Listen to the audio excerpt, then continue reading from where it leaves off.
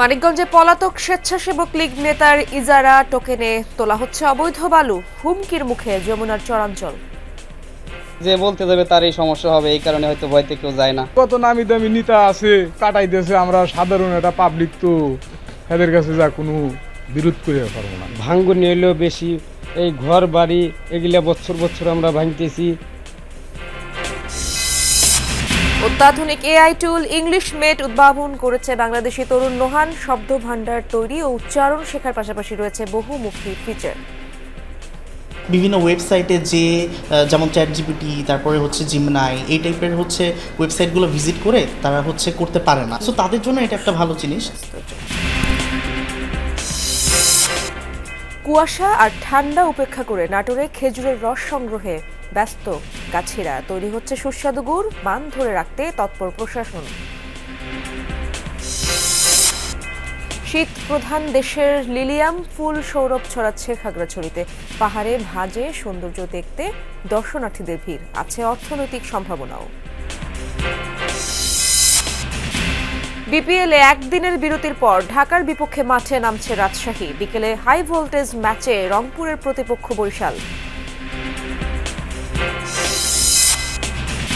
আসাদের পতনের পর সিরিয়ায় আধিপত্য ফিরে পেতে প্রতিরোধ বাহিনী গঠনে নজর দিচ্ছে ইরান।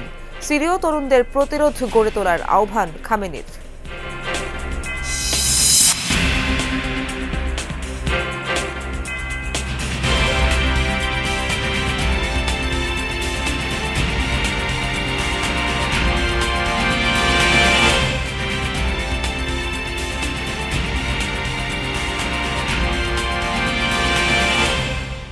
আমন্ত্রণ যমুনা নিউজ, আপনাদের সঙ্গে আছি আমি ইশরাত জাহান। এতক্ষণ শিরোনাম দেখছিলেন। মানিকগঞ্জে পলাতক স্বেচ্ছাসেবক লীগ নেতার ইজারার টোকেন দিয়ে যমুনা নদী থেকে অবৈধভাবে বালু উত্তোলন করছে একটি চক্র। কাটার মেশিন দিয়ে অপরিকল্পিতভাবে বালু উত্তোলনের ফলে হুমকির মুখে চরাঞ্চলের বিভিন্ন গ্রাম ও 33 কেভি লাইনের বৈদ্যুতিক টাওয়ার। মানববন্ধন সহ লিখিত অভিযোগ করেও কোনো প্রতিকার পাচ্ছে না এলাকাবাসী। যমুনা থেকে নির্বিচারে তোলা হচ্ছে বালু। এই চিত্র মানিকগঞ্জের শিবালয় উপজেলার আলোকদিয়া চর এলাকার। কোনো লুকোচুরি নেই, দিনের আলোয় প্রকাশ্যে চলছে এই কর্মযজ্ঞ। যমুনা নদীর মাঝে প্রতিনিয়ত এভাবেই বালু উত্তোলন করা হচ্ছে অবৈধভাবে। স্থানীয়দের অভিযোগ, এই যে বালু উত্তোলন করা হচ্ছে এর আসলে কোনো বৈধতা নেই এবং অভিযোগ রয়েছে যে স্থানীয়দের ম্যানেজ করেই প্রতিনিয়ত তারা এইভাবে আসলে বালু উত্তোলন করে যাচ্ছে। 4টি কাটার মেশিন দিয়ে গেল কয়েক মাস ধরে চলছে বালু তোলা। বাল্ক হেডের মাধ্যমে তা নিয়ে যাওয়া হচ্ছে বিভিন্ন এলাকায়। এর সাথে জড়িত প্রভাবশালী একটি মহল। জানেন না যেটা বৈধ না অবৈধ? এটা আমি বলতে পারবো না, আমি এখানে চাকরিতে আসছি। কার কাজ করছেন সেটা জানেন? এটা আমরা জানি না। কার কাজ বডি লোড নিয়ে চলে যাই ঝামেলা স্যার। মানে কোথায় বিক্রি করেন এগুলা? কোথায় বিক্রি করেন?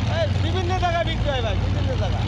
না, আপনার এই বডিটা কোথায় যাবে এখন? এটা নিয়ে কোথায় রাখবেন? অপরিকল্পিতভাবে বালু তোলার প্রভাব এরই মধ্যে পড়তে শুরু করেছে চরাঞ্চলে। নদী ভাঙনের পাশাপাশি হুমকির মুখে রয়েছে 33 কেভি লাইনের বৈদ্যুতিক টাওয়ার। আমাদের এখানে যেই বলতে যাবে তার এই সমস্যা হবে, এই কারণে হয়তো ভয়তে কেউ যায় না। এলাকার এটা ক্ষতি হইলে তো প্রশাসন অবশ্যই জানে। আছে কত নামি দামি নেতা আছে, ওরা যদি হয়তো কাটাইতেছে, আমরা সাধারণ একটা পাবলিক তো এদের কাছে যা কোনো বিরোধ করে পারবো না। ভাঙ্গন নিলেও বেশি, এই ঘর বাড়ি এগুলা বছর বছর আমরা ভাঙতেছি। মাল কাটলে দেখা যায় যে নিচে আপনার গভীর হয় তার খাম্বার সমস্যা হতে পারে, আর এই তার খাম্বার যদি সমস্যা হয় তাহলে আমাদের অনেক ক্ষতি হয়ে যাবে। অনুসন্ধান বলছে উপজেলার দক্ষিণ তেওতা বালুমহালের ইজারাদার স্বেচ্ছাসেবক লীগ নেতা আবুল বাশার। আওয়ামী লীগ সরকার পতনের পর আত্মগোপনে তিনি, কিন্তু তার প্রতিষ্ঠানের টোকেনেই ইজারা এলাকার বাইরে বালু উত্তোলন করছে চক্রটি। অভিযোগ, এর নেপথ্যে রয়েছে কয়েকজন বিএনপি নেতাও। অবৈধভাবে বালু উত্তোলন বন্ধে সম্মিলিত অভিযানের কথা জানালেন জেলা প্রশাসক। বালুর ব্যবসার সাথে বড় একটা গ্রুপ জড়িত, এরা বিভিন্ন জেলার। ওনাদেরকে দমন করতে হলে আমাদেরকে সবগুলো জেলা একত্রে আসলে কাজ করতে হবে। যমুনা নদীর আলোকদিয়া এলাকা থেকে অবৈধভাবে প্রতিদিন গড়ে প্রায় 4 লাখ ঘনফুট বালু উত্তোলন করা হচ্ছে। BM Khorshed, Jamuna news, Manikganj. ইংরেজি শিক্ষায় এক অত্যাধুনিক আর্টিফিশিয়াল ইন্টেলিজেন্স টুল উদ্ভাবন করেছে বাংলাদেশের এক তরুণ। বিশ্ববিদ্যালয় পর্যায়ে ইংরেজি শিক্ষায় সহায়ক এই কৃত্রিম বুদ্ধিমত্তা হার মানাবে প্রচলিত সব এআই টুলকে। এখানে একই সাথে বাড়বে শিক্ষার্থীদের ইংরেজিতে কথা বলার দক্ষতা, থাকবে নিয়মিত মূল্যায়নের সুযোগও।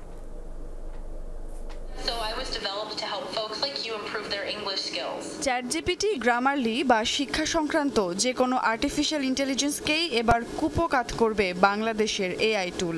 সম্পূর্ণ নিজস্ব প্রযুক্তিতে বাংলাদেশের তরুণ নোহানের হাতেই তৈরি হয়েছে নতুন সম্ভাবনা ইংলিশমেট। বিশ্ববিদ্যালয় পর্যায়ে ইংরেজিতে শিক্ষার্থীদের আরও দক্ষ করে তুলবে এই এআই টুল।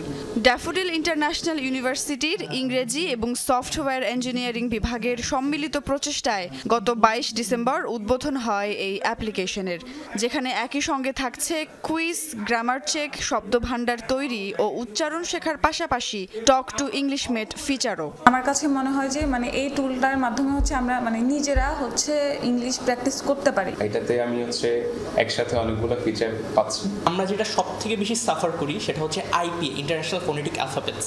তো এইটা কোনো এআই টুলসে এখনো ইমপ্লিমেন্ট করা হয় না, যেটাতে একদম অরিজিন থেকে যে সাউন্ডগুলো পাওয়া যায়, এইটা আমি ইংলিশমেটে পাচ্ছি।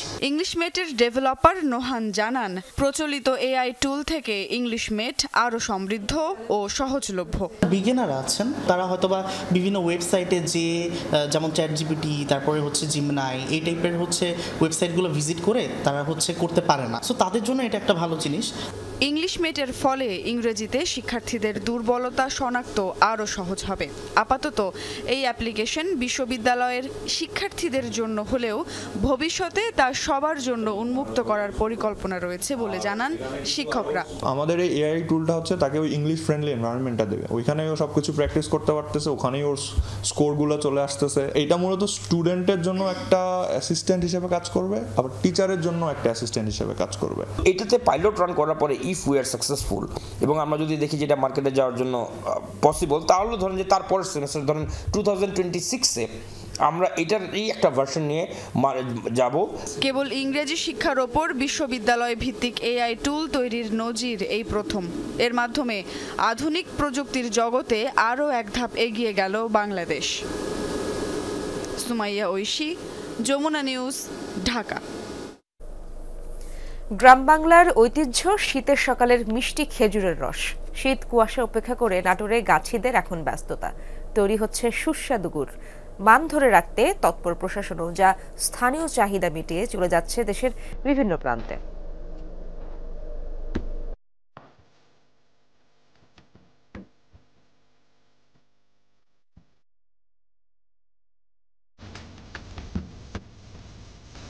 ভোরের কুয়াশার সাথে তীব্র শীত, সব জড়তা কাটিয়ে খেজুর রস সংগ্রহে ব্যস্ত গাছিরা। জমির ধারে সারি সারি গাছ, দল বেঁধে নামানো হয় মাটির হাঁড়ি। বড় পাত্রে খেজুরের মিষ্টি রস ঢালার কাজ চলে ঘণ্টাব্যাপী। রস ভর্তি পাত্র নিয়ে বাড়ির উদ্দেশ্যে রওনা হন গাছিরা। প্রায় 80-90টা গাছের রস নামাইছি, এখন বাড়ি যাচ্ছি। এই রসগুলা জাল দিয়ে প্রাকৃতিক উপায়ে খেজুর গুড় তৈরি করব। বাসাতে বড় ড্রামে জাল করে সেটাকে আমরা গুড় বানিয়ে আমরা এটা বাজারজাত করা হয়। ভেজাল মুক্ত গুণ আমারে, এই গুড় আমরা কোনো কেমিক্যাল ব্যবহার করিনি, এই কারণে আমার গুড়ের চাহিদা বেশি, বিভিন্ন বিদেশেও যাচ্ছে। এরপর গুড় তৈরির কর্মযজ্ঞ, ঘণ্টা 3 আগুনে ফোটানো হয় রস, সাথে আরো নানা প্রক্রিয়া। দেশের বিভিন্ন স্থানে চলে যায় নাটোরের গুড়। বিক্রি হচ্ছে 200 থেকে 220 টাকা কেজি দরে। বাড়িতে বাড়িতে তৈরি হয় খেজুর রসের ক্ষীর, পায়েস, পিঠাপুলি সহ নানা ধরনের খাবার। এটা সারা রাতে যে রসটা নাড়িতে জমা হয় সেটা পরের দিন সকালে, যতটা সকালে নামানো যায় ততটা ভালো থাকে রসটা। গুড়ের অনেক চাহিদা। গতবার 100 টাকা বেচছি, এবার 200 টাকা বেচছি। রস 2 থেকে 3 ঘন্টা রস জাল দিই, এরপরে গুড় বানানোর পরে গুড় হাটে বিক্রি করে। দুপুর গড়ানোর পর আবারও ব্যস্ততা। গুড় তৈরি শেষ করেই বেরিয়ে পড়েন গাছিরা। সন্ধ্যা পর্যন্ত চলে গাছ পরিচর্যা। সারা রাত ফোটায় ফোটায় রসে ভরে ওঠে হাড়ি। পরিচর্যা করি, ঝুড়ি পরিষ্কার পরিচ্ছন্নতা শুরু করি আশ্বিন মাস থেকে। এরপর আমরা কার্তিক মাসে ফুলদমে রসটা বাইর করি। কিছু অসাধু ব্যবসা আছে, মানে ব্যবসায়িক আছে, এরা আপনার এই যে ইন্ডিয়ান যে গুড়গুলো আপনার গরু ছাগলে এগুলা খাওয়ায়, এই গুড়গুলা নিয়ে আসি ধরেন ওরা জাল করি, চিনি মিশ্রয় দেওয়া জাল করতেছে। খেজুর রস থেকে তৈরি গুড়ের ঐতিহ্য রক্ষায় নজরদারি ও তৎপরতা অব্যাহত আছে বলে জানালেন জেলা প্রশাসক। গুণে মানে অনন্য হয় দিন দিন বাড়ছে চাহিদা। নাটোর জেলা প্রশাসন এবং উপজেলা প্রশাসনের পক্ষ থেকে এই গুড়ের গুণগত মান যেন বজায় রাখে ব্যবসায়ীরা, সে বিষয়ে আমাদের কঠোর নজরদারি রয়েছে এবং ভবিষ্যতেও এই নজরদারি অব্যাহত থাকবে। কৃষি বিভাগের তথ্য মতে জেলায় 3,21,135টি খেজুর গাছ রয়েছে। আশা চলতি মৌসুমে 6,790 টন গুড় তৈরির, যার বাজার মূল্য 108,64,00,000 টাকা। ওবায়দুর রহমান, যমুনা নিউজ। হিম বাতাস ও ঘন কুয়াশায় বিপর্যস্ত উত্তরাঞ্চলের জনজীবন, এই বিষয়ে আরো জানবো। কুড়িগ্রামে যেতে চাই আমার সহকর্মী নাজমুল হোসেন, সেখানে রয়েছেন। নাজমুল, সকালে তাপমাত্রা কত সেখানে, এবং নদী পাড়ে মানুষের জীবনে শীত কতটা দুর্ভোগ বয়ে আনে সে ব্যাপারে জানতে চাই আমরা।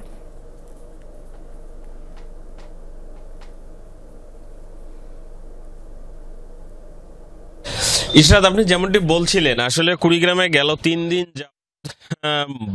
হিম বাতাস এবং কনকনে কুয়াশা, প্রচণ্ড কুয়াশা, এগুলোর কারণে মানুষের সাধারণ যে জীবনযাত্রা সেটা কিন্তু ব্যাহত হচ্ছে। আমরা একটু যদি দেখাতে চাই আজকে কুড়িগ্রামের চিত্রটা, যে আবহাওয়া সূত্রে জানতে পেরেছি কুড়িগ্রামে আজকে 11.3 ডিগ্রি সেলসিয়াস, আর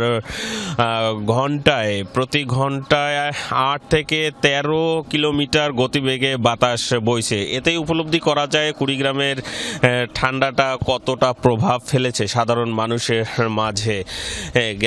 আর গতকালকে সারাদিনে আমরা কিন্তু কুয়াশার সূর্যের দেখা পাইনি। আজকেও তো এমন একটা লক্ষণ দেখা যাচ্ছে, সকাল থেকে গুড়ি গুড়ি বৃষ্টির মতো কুয়াশা পড়ছে।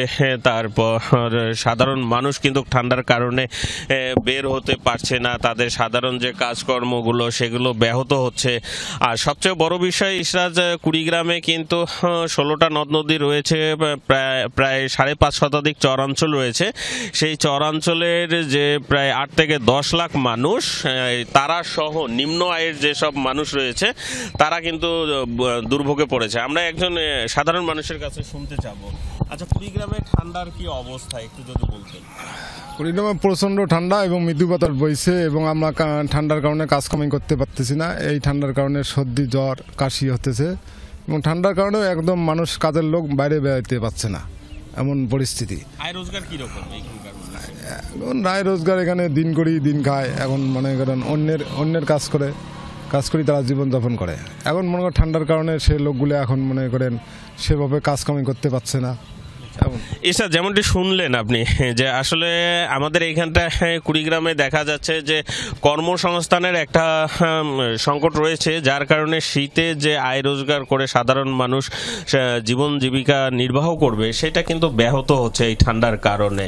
হ্যাঁ ইশরাত, ধন্যবাদ আপনাকে। University of liberation arts Bangladesh ইউল্যাবের উপাচার্য ইমরান রহমানের পদত্যাগ সহ 5 দফা দাবিতে নতুন কর্মসূচির ঘোষণা করেছে বিশ্ববিদ্যালয়টির শিক্ষার্থীরা। রাতে এক সংবাদ সম্মেলনে এই তথ্য জানিয়েছে শিক্ষার্থীরা। বৃহস্পতিবারের মধ্যে পদত্যাগ না করলে আমরণ অনশনের হুঁশিয়ারি দেয় শিক্ষার্থীরা। এর আগে বুধবার সকাল থেকে ভিসি ও প্রভিসির পদত্যাগ সহ 5 দফা দাবিতে নিজেদের ক্যাম্পাসে আন্দোলন শুরু করেন শিক্ষার্থীরা।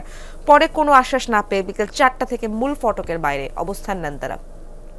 প্রায় 13 ঘন্টা পর ঘোষণা করে নতুন কর্মসূচি।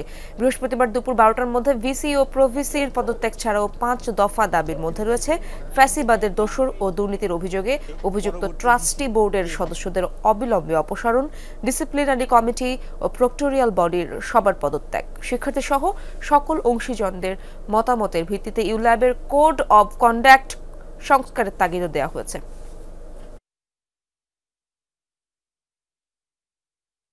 পদত্যাগপত্র জমা না দেয় তাহলে আমরা শিক্ষার্থীরা আমরণ অন্বেষণ করতে বাধ্য হব। প্রতিষ্ঠানকে আমাদের কলঙ্ক মুক্ত অবশ্যই করতে হবে, না হলে এখান থেকে বের হয়ে আমাদের শুনতে হবে তোমরা ফ্যাসিবাদের শিষ্য, তোমরা স্বৈরাচারের শিষ্য হিসেবে এখান থেকে বের হয়েছো। আমাদের দাবি যদি না মানা হয় তাহলে আমাদের আন্দোলন চলমান থাকবে। দর্শক, শীতের সবজির যোগান বেড়েছে কাঁচা বাজারে, সে ব্যাপারে আরো খবর জানবো আমার সহকর্মী মেহেরুল সুজনের কাছ থেকে। সুজন, ধুনট সহ আশপাশের বড় পাইকারি বাজারে পণ্যের সরবরাহ এবং দাম কেমন দেখছেন?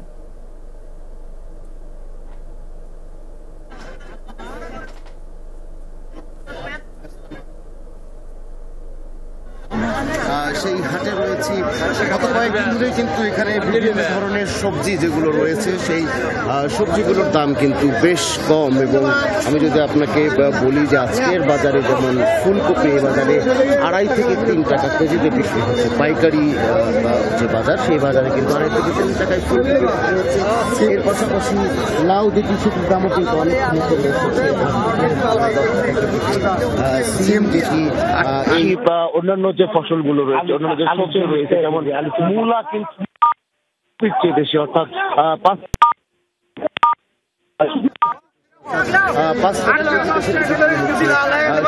আমরা সকাল থেকে এসে এই বাজারে যেটি দেখছিলাম যে টমেটোর দাম কিছুটা বেশি, প্রায় 40 টাকা পাইকারি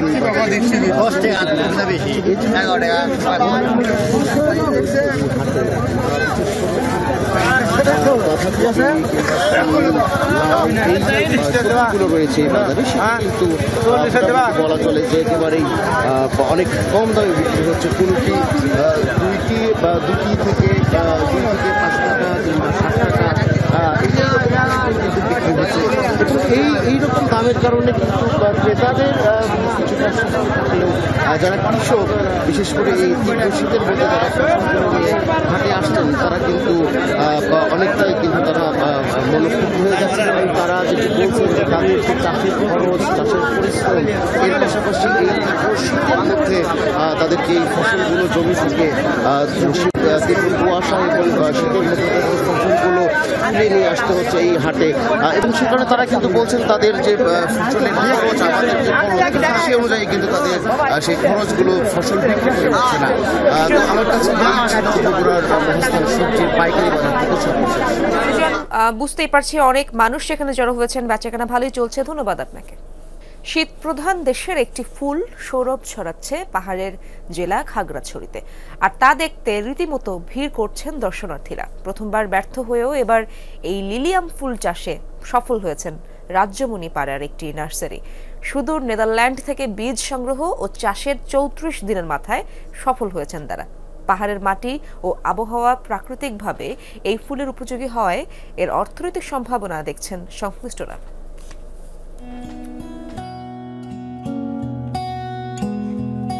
সূর্যের উজ্জ্বল আলোয় নজর কাড়া হলুদ ও কমলা রঙের এই ফুলটির নাম লিলিয়াম। শীত প্রধান দেশে এই ফুলটি মিললেও ষড়ঋতুর বাংলাদেশে এটির চাষ একেবারেই নতুন। প্রথম চেষ্টায় ব্যর্থ হলেও দ্বিতীয় ধাপে লিলিয়াম ফুল চাষে সফল হয়েছে খাগড়াছড়ি রাজ্যমণি পাড়ার এই নার্সারিটি। নেদারল্যান্ড থেকে বীজ সংগ্রহ ও চাষের 34 দিনের মাথায় মিলেছে সাফল্য। 6 পাপড়ির লিলিয়াম চাষে দরকার হয় না বাড়তি পরিচর্যা। পাহাড়ের মাটি ও আবহাওয়া প্রাকৃতিকভাবে এটির উপযোগী। এখন বাণিজ্যিক উৎপাদনের লক্ষ্য নার্সারি মালিকের। লিলিয়ামের জন্য খুবই উপযুক্ত এই পরিবেশটা, বিশেষ করে পার্বত্য চট্টগ্রাম, এবং আমাদের এক একটা স্টিকের প্রায় 2.5 থেকে 3 ফিট পর্যন্ত হয়েছে, এবং তার পাপড়িটাও খুবই সুন্দর। এবং এটা আসলে মেইন উদ্দেশ্য দুইটাই, একটা হচ্ছে উপযোগিতা পরীক্ষা এবং হচ্ছে বাণিজ্যিক উদ্দেশ্য আমাদের। পাহাড়ের ভাঁজে সৌন্দর্য, রং আর ঘ্রাণে বিশ্বজুড়ে চাহিদার শীর্ষে থাকা লিলিয়াম ফুল দেখে উচ্ছ্বসিত দর্শনার্থীরা। দূর থেকে অনেক সুন্দর লাগে এবং এটা খাগড়াছড়িতে আর দেখি নাই নতুন প্রজাতির ফুল। এটা সেল এখন করবে না বলতেছে ওনারা। আমি চাচ্ছি যে ওনাদেরকে রিকোয়েস্ট করে একটা ফুল গাছ যদি একটা কেনা যায়, যদি সম্ভব হয় আমি একটা আমার ঘরের সামনে একটা লাগাবো এরকম ফুল গাছ। অসম্ভব ভালো লাগবে। আমি আশা করি যে এটা আবার আগামী বছরই আবার হয়তো বাড়বে। লিলিয়াম চাষে অর্থনৈতিক সম্ভাবনা দেখছে পরমাণু কৃষি গবেষণা ইনস্টিটিউট। এই সুন্দর জায়গায় সুন্দর ফুল নিয়ে আসাটা আসলে আমাদের জন্য খুবই কি বলবো একটা সাফল্য আর কি। এটা পরবর্তীতে বিভিন্ন জায়গায় ছড়াবে, মানুষের ঘরে ঘরে যাবে এবং আশা করি এই লিলি চাষাবাদ করে যারা চাষাবাদ করবেন তারাও আর্থিকভাবে লাভবান হবে। আল আমিন শিকদার, যমুনা নিউজ।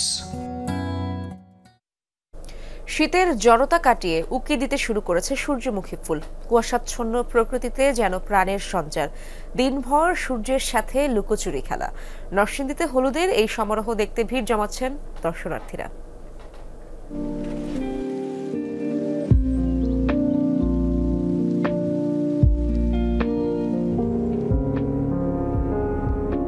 শীতের স্নিগ্ধতায় নিজের স্বকীয়তা জানান দিতে শুরু করেছে সূর্যমুখী। কুয়াশা ভেদ করে খুঁজে নিচ্ছে এক ফালি রোদ। নদীর তীরে জেগে ওঠা বালুচর কিংবা ফসল তোলার পর ফাঁকা জমিতে উকি দিচ্ছে হাজারো সোনামুখ। এই ফুলের রং আর সুঘ্রাণে মেতেছে কীটপতঙ্গরাও। দূরদূরান্ত থেকে ফুলের সৌন্দর্য উপভোগে আসছেন অনেকে। ছুটির মৌসুমে বিনোদনের বাড়তি খোরাক হয়ে উঠেছে বাগানগুলো। অসম্ভব ভালো লাগছে, কারণ হচ্ছে আমরা তো যারা ঢাকাতে বসবাস করি, দেখা যায় যে আমাদের এরকম সুন্দর পরিবেশ আসলে মানে পাওয়াই যায় না। নামের সাথে তার কাজেরও মিল আছে, সে দেখতেও সূর্যের মতো, তার অ্যাপিয়ারেন্স সব হচ্ছে সূর্যের মতো, দ্যাটস ওয়াই এটার নাম সূর্যমুখী। তো এই জন্যই আর কি ভালো লাগা যে সূর্যকে রিপ্রেজেন্ট করতেছে সে। ভালো লাগতেছে, মানে ফার্স্ট লুক যেটা বলবো সেটা ভালো ছিল। এই নদীর পাড়ের পরিবেশটাও খুব সুন্দর, শান্ত, যার কারণে আমাদের কাছে খুবই ভালো লাগে। নরসিংদীতে ব্যক্তিগত উদ্যোগে 15 বিঘা জমিতে সূর্যমুখী বাগানটি গড়ে তোলা হয়েছে। 30 টাকার টিকিট কেটে ফুলের মাদকতা উপভোগ করতে পারছেন সৌন্দর্য পিপাসুরা।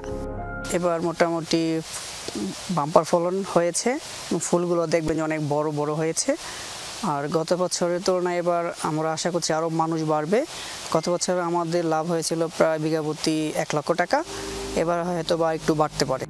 এছাড়াও জেলায় এবার সব মিলিয়ে 20 হেক্টর জমিতে তেলবীজ জাতীয় এই ফুলের চাষ হয়েছে। সাবরিনা লিজা, যমুনা নিউজ। বৈধতা না থাকার পরও 146 বছর ধরে অবৈধভাবে টাঙ্গাইলের আটিয়া ফরেস্ট এলাকায় বসবাস করছে কয়েক হাজার পরিবার। এতে ধ্বংসের মুখে সংরক্ষিত বনের জীববৈচিত্র্য। সম্প্রতি বন বিভাগের উচ্ছেদ অভিযান পরিচালনার পর আটিয়া বন অধ্যাদেশ বাতিলের দাবিতে মানববন্ধন করেছে সেখানে বসবাসকারীরা। সংরক্ষিত বনের জায়গায় মানুষের বসতঘর। টাঙ্গাইলের ঘাটাইল, সখীপুর, মির্জাপুর ও মধুপুরে অভিযান চালিয়ে সেসব ঘরবাড়ি উচ্ছেদ করেছে বন বিভাগ। এরপর থেকেই ফুঁসে উঠেছে আটিয়া ফরেস্টে বসবাসকারীরা। বিক্ষোভ ও মানববন্ধনে বন বিভাগের উচ্ছেদ কার্যক্রমের প্রতিবাদ করছে তারা। 1878 সালে তৎকালীন গভর্নর ইন কাউন্সিল আটিয়া ফরেস্ট এলাকাভুক্ত অঞ্চলকে সংরক্ষিত বন বা রিজার্ভ ফরেস্ট হিসেবে ঘোষণা করেন। এরপর 1982 সালে অধ্যাদেশে বলা হয় সেখানে বসবাসকারীদের কোনো আইনগত বৈধতা নেই। অবৈধভাবে বসবাস করলেও বন বিভাগের উচ্ছেদ কার্যক্রম শুরুর পর পূর্বপুরুষের ভিটায় শান্তিপূর্ণভাবে বসবাসের জন্য আটিয়া বন অধ্যাদেশ বাতিলের দাবি বিক্ষুব্ধদের। আলাদা একটা আইন আমাদের উপর চাপিয়ে দেওয়া হয়েছে, এই চাপিয়ে দেওয়া আইনের প্রতিবাদ করছি। প্রায় 70-80 বছর ধরে জমিন খাইতেছে।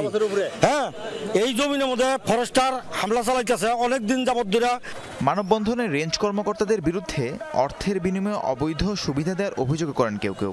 তবে তা অস্বীকার করে কর্মকর্তার দাবি, উচ্ছেদ কার্যক্রম পরিচালনার সময় রেঞ্জারদের টাকার প্রলোভন দেখায় স্থানীয়রা।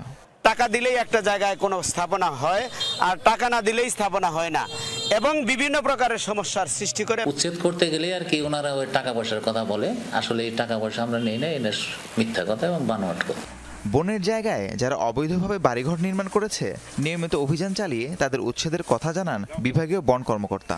নোটিশ দিয়েছি, তাদেরকেও আমাদের উচ্ছেদ কার্যক্রম চালু থাকবে। এখানে বনভূমিতে কোনো ধরনের জবরদখলকারীদের এখানে থাকার কোনো সুযোগ নেই, এটা আমরা পর্যায়ক্রমে করব। আটিয়া বন অধ্যাদেশে টাঙ্গাইলের 5 উপজেলার 59,648 একর বনভূমি সংরক্ষিত বন হিসেবে ঘোষণা করা হয়। রাহিম সারোয়ার, যমুনা নিউজ।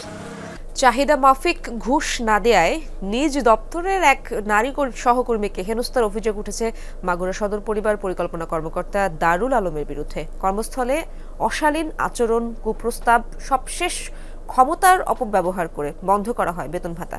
প্রায় 7 বছর বেতন না পেয়ে পরিবার নিয়ে মানবতর জীবনযাপন করছেন ওই নারী।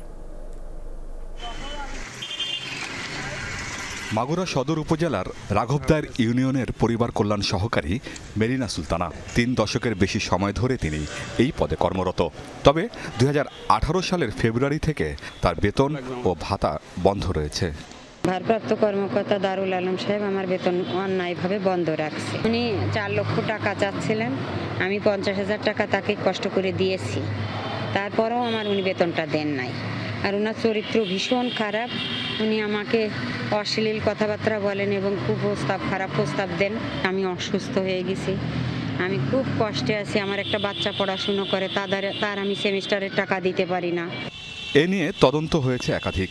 সংশ্লিষ্ট দপ্তর তদন্ত শেষে মেরিনা সুলতানাকে পাওনা বুঝিয়ে দেওয়ার নির্দেশ দিলেও তা মানছেন না দারুল আলম। ভুক্তভোগী পরিবারের অভিযোগ, আওয়ামী লীগের সাবেক সংসদ সদস্যের ইশারায় বেপরোয়া হয়ে ওঠেন উপজেলা কর্মকর্তা। আমার ছেলে জাওয়াদ নিজার মাগুরার সাবেক এমপি সাইফুজ্জামান শেখরের এখানে সে দুর্নীতির বিরুদ্ধে বহু নিউজ করেছেন। এছাড়া আওয়ামী লীগের অনেক দুর্নীতিবাজ ব্যক্তি, রাজনীতিবিদ, আমলার বিরুদ্ধে নিউজ করেছেন, যার দরুন এই দারুল আলমকে দিয়ে সাইফুজ্জামান শেখর আমার ওয়াইফ মেরিনা সুলতানার বেতন গত ফেব্রুয়ারি 18 মাস থেকে কোনো আদেশ নির্দেশ ছাড়াই, কোনো কারণ ছাড়াই বেতন বন্ধ রেখেছেন, শুধুমাত্র আওয়ামী লীগ করে বিধায় ওনারা। তবে সব অভিযোগ অস্বীকার করে দারুল আলমের দাবি, দীর্ঘদিন অনুপস্থিতির কারণেই বিধি মোতাবেক বেতন বন্ধ করা হয়েছে। 6 বছর 10 মাস সে অফিসিয়ালি ডকুমেন্টারি অনুপস্থিত। এই 6 বছর 10 মাসে সরকারের টাকা প্রায় 35 লক্ষ টাকা। তাকে আমি ইচ্ছা করলেই, কোনো আদেশ নির্দেশ ছাড়া আমি ইচ্ছা করলেই আসলে এই এত টাকা সরকারের তসরুপ করতে পারি না বা আমি তাকে দিতে পারি না। এই অন্যায় আবদারটা আসলে মানতেছি না, ভুলেইতে সে এবং তার স্বামী আসলে এ ধরনের কার্যকলাপ। বিভাগীয় পরিচালক বলছেন, সার্ভিস রুলে বহিষ্কার না করে কারো বেতন বন্ধ করতে পারেন না উপজেলা কর্মকর্তা। কারো বেতন এভাবে আটকে রাখা যায় না, হয় তাকে সাসপেন্ড করতে হতো, না তাকে চাকরি থেকে বের করতে হতো, অথবা মাফ করতে হতো, অথবা ব্যবস্থা নিতে হতো। ঢাকা থেকে অলরেডি কয়েকবার সিটি হয়েছে, তাদের এই বিষয়ে ব্যবস্থা নেওয়া হতো। দারুল আলমের বিরুদ্ধে আয় বহির্ভূত সম্পদ অর্জনের অভিযোগ তদন্ত করছে দুর্নীতি দমন কমিশন দুদক। এছাড়া গত 23 ডিসেম্বর এক চিঠিতে তার বিরুদ্ধে তদন্তের নির্দেশ দিয়েছে খোদ অধিদপ্তর। যশোর পরিবার পরিকল্পনা সহকারী পরিচালক সাবিহা কবির এই তদন্তের পর রিপোর্ট জমা দেবেন। আমিন বাবু, যমুনা নিউজ। ঝালকাঠিতে বাণিজ্যিকভাবে উৎপাদন হচ্ছে ভার্মি কম্পোস্ট সারের। শতাধিক উদ্যোক্তা মাসে বাজারজাত করছেন 50 টন। ফসল উৎপাদনের খরচ কমাতে কৃষকদের ভার্মি কম্পোস্ট সার ব্যবহারে উদ্বুদ্ধ করছে কৃষি বিভাগ। তৈরি হচ্ছে নতুন নতুন কৃষি উদ্যোক্তা। কৃষি উদ্যোক্তা সজল আহমেদ কৃষি বিভাগের পরামর্শ নিয়ে 2022 সালে পশ্চিম চাঁদকাঠিতে গড়ে তোলেন ভার্মি কম্পোস্ট প্ল্যান্ট। প্রথমে ছোট শেডে শুরু হয় উৎপাদন, এরপর বাড়িয়েছে পরিধি। এই প্ল্যান্টে প্রতি মাসে 3 টন সার উৎপাদন হয়, আয় হয় 40,000 টাকা। এখানে আমাদের আত্মকর্মসংস্থানের জন্য 3-4 জন লোক নিয়োগ হয়েছে। এখানের আয় থেকে তাদের স্বাবলম্বীভাবে তারা চলাফেরা করতে পারে এবং তাদের ছেলে মেয়ে আত্মীয় স্বজন নিয়ে মোটামুটি ভালোই চলতে পারে। এই কারখানায় কাজ করি, হ্যাঁ, গোবর টোবর আনি, এই দিয়ে সংসার চলে। গোবর এবং কলা গাছের কুচি মিশিয়ে তৈরি হয় এই ভার্মি কম্পোস্ট সার। উৎপাদন প্রক্রিয়া শেষ হতে সময় লাগে 40 দিন। প্রতি কেজি বিক্রি হয় 15 থেকে 20 টাকায়। শাকসবজির ক্ষেতে বেশি ব্যবহার হয় প্রাকৃতিক পদ্ধতিতে তৈরি এই সার। এতে ভালো ফলন পাচ্ছেন কৃষকেরা। দিন দিন বাড়ছে এর চাহিদা। বেশি পরিমাণে ভার্মি কম্পোস্ট, জৈব সার এগুলো ব্যবহার করা যায়, তাহলে অনেক গাছের আক্রমণ রোধ করা যাবে, ভালো শস্য ফলানো যাবে। এই সারটা অল্প পুঁজিতে লাভজনক এই ব্যবসাটি, এবং আপনার যে এই সারটি আমরা উৎপাদন করে এগুলো কৃষি খাতে বেশিটাই কম টাকায় কৃষকদের মাঝে পায়। এটা থেকে আমি ছোট থেকে প্রথমে একটা ঘর তৈরি করে শুরু করি, তারপরে মোটামুটি ভালো রেজাল্ট পাইতেছি, আয় হইতেছে ভালো, উৎপাদনও ভালো আসতেছে। সার উৎপাদনের বিভিন্ন প্লান্ট নিয়মিত পরিদর্শন করছেন কৃষি কর্মকর্তারা, দিচ্ছেন প্রয়োজনীয় সব পরামর্শ। কেঁচো সার উৎপাদনের জন্য আমরা কৃষকদের বিভিন্ন সময় প্রশিক্ষণও দিয়ে থাকি বা তাদেরকে আমাদের অনেক প্রকল্প থাকে যার মাধ্যমে আমরা 4টা বা 5টা রিং দেই, তারপরে শেড দেওয়ার জন্য টিন দেওয়া হয়, তারপর আবার কেঁচো করার জন্য কেঁচো ক্রয় করে দেওয়া হয়। জেলায় শতাধিক কৃষি উদ্যোক্তা বাণিজ্যিকভাবে উৎপাদন করছে ভার্মি কম্পোস্ট সার। রাবেয়া স্মৃতি, যমুনা নিউজ। একদিন বিরতি দিয়ে আবারও মাঠে গড়াচ্ছে বিপিএল। দুপুর 1টায় ঢাকা ক্যাপিটালসের বিপক্ষে লড়বে দুর্বার রাজশাহী। সন্ধ্যায় হাই ভোল্টেজ ম্যাচে মুখোমুখি হবে রংপুর বরিশাল। মঙ্গলবার ঐচ্ছিক অনুশীলন করেছেন ক্রিকেটাররা। বিপিএল শুরুর 2 দিন পর প্রথম বিরতি, তাই তো বছরের প্রথম দিনটায় কেউ করেছে অনুশীলন তো কেউ ছিলেন বিশ্রামে। কুয়াশার চাদর ভেদ করে সূর্য তখনও দেখা দেয়নি মিরপুরের আকাশে। অনুশীলন শেষে মাঠ ছাড়ে ঢাকা ক্যাপিটালস, ফরচুন বরিশাল। কিছু সময় নেটে বোলিং করেছেন বরিশালের পাকিস্তানি তারকা শাহিন শাহ আফ্রিদি। ঐচ্ছিক অনুশীলনেও ঘাম ঝরিয়েছেন এই পেসার। এরপর অনুশীলনে আসে দুর্বার রাজশাহী ও চিটাগং কিংস। ঐচ্ছিক অনুশীলনে আলো কেড়েছেন শুধুই কিংসের হেড কোচ শন টেইট। নেটে বোলারদের বোলিংয়ে যেমন চোখ ছিল, তেমনি ফিল্ডিং অনুশীলনও দিয়েছেন বিশেষ নজর। প্রথম ম্যাচে খুলনার বিপক্ষে ভরাডুবির পর এবার ঘুরে দাঁড়ানোর মিশন রাজশাহীর বিপক্ষে। সেই রাজশাহী এদিন অনুশীলন করেছে কিংসের পাশেই। অল্প সংখ্যক ক্রিকেটার এলেও ব্যাটিং বোলিংয়ে পার করেছেন ব্যস্ত সময়। প্রথম ম্যাচে বরিশালের কাছে অপ্রত্যাশিত হারের পর ঘুরে দাঁড়ানোর কথা জানান হাসান মুরাদ। অবশ্যই জেতার জন্য নামবো আমরা। আমার মনে হয় যে অ্যাজ এ টিম আপনি কখনো তো জেতার জন্যই, সবাই তো জেতার জন্যই যায়, তা আমরাও জেতার জন্য যাবো ইনশাল্লাহ। বুধবার মিরপুরের দিনের প্রথম ম্যাচে ঢাকা ক্যাপিটালসের বিপক্ষে মাঠে নামবে দুর্বার রাজশাহী। আরেক খেলায় হাই ভোল্টেজ ম্যাচে সন্ধ্যায় রংপুরের বিপক্ষে লড়বে fortune Barishal. Hasan Al Maruf, Jamuna sports, Dhaka. English premier লিগের খবর। জয় দিয়ে বছর শুরু করলো আর্সেনাল। পিছিয়ে পড়েও শেষ পর্যন্ত ব্রেন্টফোর্ডকে 3-1 ব্যবধানে হারিয়েছে গানাররা। জিটেক স্টেডিয়ামে আর্সেনালকে আতিথ্য দেয় ব্রেন্টফোর্ড। খেলার 13 মিনিটের মাথায় পিছিয়ে পড়ে সফরকারীরা। মিকেল ডামসগার্ডের পাস ধরে বক্সে ঢুকে বল জালে পাঠান এমবিউমো। 29 মিনিটে গ্যাব্রিয়েল হেসুসের গোলে সমতায় ফেরে আর্সেনাল। বিরতির পর 3 মিনিটের মধ্যে 2 গোল আদায় করে ম্যাচের নিয়ন্ত্রণ নেয় গানাররা। খেলার 50 মিনিটে মেরিনো ও 53 মিনিটে গ্যাব্রিয়েল মার্টিনেল্লির ফিনিশিংয়ে 3-1 গোলের জয় নিশ্চিত করে সফরকারীরা। এই জয়ে শীর্ষে থাকা লিভারপুলের সাথে ব্যবধান 6 পয়েন্টে নামিয়ে আনে আর্সেনাল। 19 ম্যাচে 11 জয়ে 39 পয়েন্ট নিয়ে দ্বিতীয় স্থানে আছে মিকেল আর্তেতার দল। যুক্তরাষ্ট্রের লুইজিয়ানা অঙ্গরাজ্যের নিউ অরলিন্স শহরে নববর্ষের উৎসবে গাড়ি উঠিয়ে দেওয়ার ঘটনায় সন্দেহভাজন হামলাকারীর নাম প্রকাশ করেছে মার্কিন গোয়েন্দা সংস্থা FBI। 42 বছর বয়সী শামসুদ্দিন জব্বার নামের ওই হামলাকারী টেক্সাসের বাসিন্দা। পুলিশের গুলিতে নিহত জব্বারের মার্কিন সামরিক বাহিনীতে কাজ করার অভিজ্ঞতাও ছিল। এ সময় হামলায় ব্যবহৃত পিকআপ ট্রাকে IS-এর পতাকা পাওয়া গেছে বলেও জানিয়েছে FBI। কোনো সন্ত্রাসী গোষ্ঠীর এই হামলায় যোগসাজশ আছে কিনা সেটিও তদন্ত করছে গোয়েন্দা সংস্থাটি। নিউ অরলিন্স শহরের বুরবন স্ট্রিটে বুধবার দিবাগত রাতে ভিড়ের মধ্যে গাড়ি উঠিয়ে দেয় হামলাকারী। এই ঘটনায় কমপক্ষে 15 জনের প্রাণ গেছে, আহত হয়েছে 30 জনের বেশি।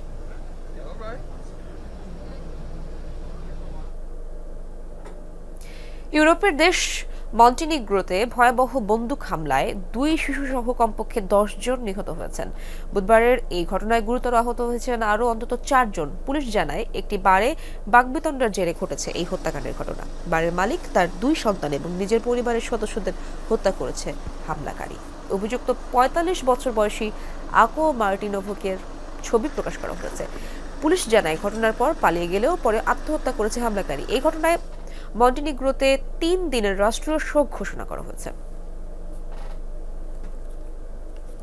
বাশার আল আসাদের পতনে সিরিয়ায় আধিপত্য হারিয়ে এখন প্রতিরোধ বাহিনী গঠনের দিকে নজর ইরানের। স্থানীয় গণমাধ্যমকে দেয়া সাক্ষাৎকারে এমন ইঙ্গিত দিয়েছেন দেশটির সরকারের এক শীর্ষ কর্মকর্তা। এদিকে IRGCর সাবেক কমান্ডার কাশেম সোলাইমানের 5ম মৃত্যুবার্ষিকী উপলক্ষে আয়োজিত স্মরণ সভায় বিদেশি শক্তির বিরুদ্ধে সিরিয়ার তরুণদের প্রতিরোধ গড়ে তোলার আহ্বান জানান ইরানের সর্বোচ্চ ধর্মীয় নেতা আয়াতুল্লাহ আলী খামেনি। ৩ জানুয়ারি ইরানের বিপ্লবী গার্ডস বাহিনী আইআরজিসির অভিজাত কুদস ফোর্সের প্রধান কাশেম সোলাইমানির ৫ম মৃত্যুবার্ষিকী। এই উপলক্ষে বুধবার রাজধানী তেহরানে আয়োজন করা হয় শোকসভা। এ সময় ইরাকে ২০২০ সালে মার্কিন হামলায় নিহত কাশেম সোলাইমানি সহ অন্যান্য শহীদদের স্মরণ করেন ইরানের সর্বোচ্চ ধর্মীয় নেতা আয়াতুল্লাহ আলী খামেনি। খামেনির দাবি, প্রতিরোধ বাহিনীকে পুনরুজ্জীবিত করাই ছিল কাশেম সোলাইমানির জীবনের অন্যতম লক্ষ্য। সিরিয়া প্রসঙ্গে ইরানের সর্বোচ্চ এই নেতা বলেন, বাশার আল আসাদের পতনের পর নৈরাজ্য আর অরাজকতার দিকে ধাবিত হচ্ছে দেশটি। এমন পরিস্থিতিতে বিদেশি শক্তিগুলোকে বিতাড়িত করতে সিরিয়ার তরুণ সমাজকে ঐক্যবদ্ধ হয়ে প্রতিরোধ গড়ে তোলার আহ্বান জানান তিনি। সিরিয়া অন্য কোনো দেশ বা অন্য কোনো শক্তির অধীনে থাকবে না। সিরিয়ার নিয়ন্ত্রণ সে দেশের নাগরিকরাই করবে। নিঃসন্দেহে যারাই সার্বভৌমত্ব বিনাশ করার চেষ্টা করবে তাদের বিরুদ্ধেই প্রতিরোধ গড়ে তুলবে তরুণ সমাজ। কোনো সন্দেহ ছাড়াই বলতে পারি এটি ঘটবে। বাশার আল আসাদের পতনে সিরিয়ায় নড়বড়ে হয়েছে ইরানের অবস্থান। এমন পরিস্থিতিতে লেবানন, ইয়েমেন সহ অন্যান্য দেশগুলোর মতো সিরিয়াতেও যে প্রতিরোধ বাহিনী গঠনের দিকে ঝুঁকছে ইরান, সেই ইঙ্গিত দিয়েছেন দেশটির নিরাপত্তা প্রধান। সিরিয়ায় ইসরায়েলের বর্বরতা কিংবা সকল ধরনের চাল প্রতিহত করা হবে। দেশটিতে নতুনভাবে আরও প্রতিরোধ বাহিনী গঠনের কাজ চলছে। আগামী বছরগুলোতে এই প্রতিরোধ বাহিনী সিরিয়াকে রক্ষা করবে। সিরিয়ায় গৃহযুদ্ধ শুরুর পর ২০১২ সালে মিত্র বাশার আল আসাদের সরকারকে পশ্চিমা মদতপুষ্ট বিদ্রোহীদের বিরুদ্ধে রুখে দাঁড়াতে সহযোগিতা করেছিলেন আইআরজিসি কমান্ডার কাশেম সোলাইমানি। ইরানের সহযোগিতায় সিরিয়ায় দীর্ঘস্থায়ী হয় আসাদের রাজত্ব। তবে গত ৮ ডিসেম্বর এইচটিএস এর নেতৃত্বে সংঘটিত বিদ্রোহে ক্ষমতাচ্যুত হয়ে রাশিয়ায় পালিয়ে যেতে বাধ্য হন আসাদ। তাজরিয়ান সোফান, যমুনা নিউজ। এবার ইউক্রেনের ভেতর দিয়ে রাশিয়ার গ্যাস রপ্তানি বন্ধ হওয়ায় নতুন সংকটের মুখে ইউরোপ। সোভিয়েত যুগের পাইপলাইনটি বন্ধ হওয়ায় জ্বালানি সংকটের সংখ্যায় অঞ্চলটির একাধিক দেশ। যদিও ইউরোপীয় ইউনিয়ন বলছে বিকল্প উৎস থাকায় তাদের তেমন বিপাকে পড়তে হবে না। তবে স্লোভাকিয়ায় অভিযোগ, প্রভাবশালীদের স্বার্থপর আচরণের কারণে বিপদে পড়ছে ইউরোপের ছোট দেশগুলো। ইউক্রেনের ভেতর দিয়ে যাওয়া পাইপলাইনটি রাশিয়া থেকে ইউরোপে গ্যাস সরবরাহের সবচেয়ে পুরনো লাইন। সোভিয়েত যুগের রুটটি দিয়ে ৪০ বছরের বেশি সময় ধরে অঞ্চলটির বিভিন্ন দেশে গ্যাস সরবরাহ করছে রাশিয়া। সবশেষ ৫ বছর মেয়াদী চুক্তিটি আর নবায়ন না হওয়ায় নতুন বছরের প্রথম দিনই বন্ধ করা হয় সরবরাহ লাইনটি। ইউক্রেন যুদ্ধের শুরু থেকে জ্বালানির জন্য রাশিয়ার উপর নির্ভরশীলতা অনেকটাই কমিয়ে ফেলেছে ইউরোপীয় ইউনিয়ন। একসময় মহাদেশটিতে সবচেয়ে বেশি ৩৫% গ্যাস সরবরাহ করত মস্কো, যা এখন নেমে দাঁড়িয়েছে ৮%। ইউর দাবি, নরওয়ে, যুক্তরাষ্ট্র এবং কাতারের মতো বিকল্প থাকায় এই পাইপলাইন বন্ধের প্রভাব তাদের উপর খুব বেশি পড়বে না। উল্লেখযোগ্য হারে রপ্তানি কমার পরও ২০২৩ সালে পাইপলাইনটি দিয়ে ১৫ বিলিয়ন ঘনমিটার গ্যাস রপ্তানি করেছে রাশিয়া। অস্ট্রিয়া তাদের চাহিদার প্রায় পুরোটাই নেয় এই রুটে, আর স্লোভাকিয়ার মোট চাহিদার ২/৩ আসে ইউক্রেন হয়ে। স্লোভাকিয়ার প্রধানমন্ত্রীর শঙ্কা, ইউক্রেন দিয়ে রাশিয়ার গ্যাস সরবরাহ বন্ধের কারণে ভুগতে হতে পারে ইউরোপকে। প্রভাবশালী দেশগুলোর স্বার্থপর আচরণ আর অর্থহীন ভূ রাজনৈতিক লক্ষ্য ইউরোপের মানুষের উপর বিরূপ প্রভাব ফেলছে। ছোট দেশগুলোর চাহিদাকে উপেক্ষা করা হচ্ছে। আমরা দেখতে পাচ্ছি ইউক্রেন দিয়ে গ্যাস সরবরাহ বন্ধ হয়ে গেছে। এটি ইউরোপীয় ইউনিয়নের সবার উপর মারাত্মক প্রভাব ফেলবে। গ্যাসের জন্য পাইপলাইনটির উপর নির্ভরশীল আরেক দেশ মলদোভা। রুশ নিয়ন্ত্রিত বিদ্রোহীদের কাছে এই পথে গ্যাস যায়, পরে যা সরকারের কাছে বিক্রি করে বিদ্রোহীরা। এখন সরবরাহ বন্ধ হওয়ায় বিপাকে পড়ার শঙ্কায় দেশটির বাসিন্দারা। আমার মনে হচ্ছে আমরা এমন এক সংকটের মুখোমুখি হতে যাচ্ছি যা মোকাবেলা করা এই মুহূর্তে বেশ কঠিন। এর থেকে উত্তরণের কোনো পথ আমি দেখছি না। এই শীত আমাদের জন্য বেশ কঠিন হতে যাচ্ছে। সমাধান না হওয়া পর্যন্ত আমাদের জ্বালানি সাশ্রয়ের পথ বেছে নিতে হবে। আশা করছি মানুষ বিষয়টিকে গুরুত্ব সহকারে নেবে। জ্বালানির অপব্যবহার বন্ধ করতে হবে আমাদের। রাশিয়া থেকে ইউরোপে গ্যাস সরবরাহের আরও ২টি পাইপলাইন, ইয়ামাল ইউরোপ ও নর্ড স্ট্রিমও যুদ্ধের পর থেকেই বন্ধ। বর্তমানে কেবল তুর্কি স্ট্রিমের মাধ্যমে তুরস্ক ও ইউরোপের কয়েকটি দেশে গ্যাস সরবরাহ করছে মস্কো। মোস্তফা মাহমুদ, যমুনা নিউজ। দর্শক, এই ছিল যমুনা নিউজে। এতক্ষণ সাথে থাকার জন্য ধন্যবাদ সবাইকে।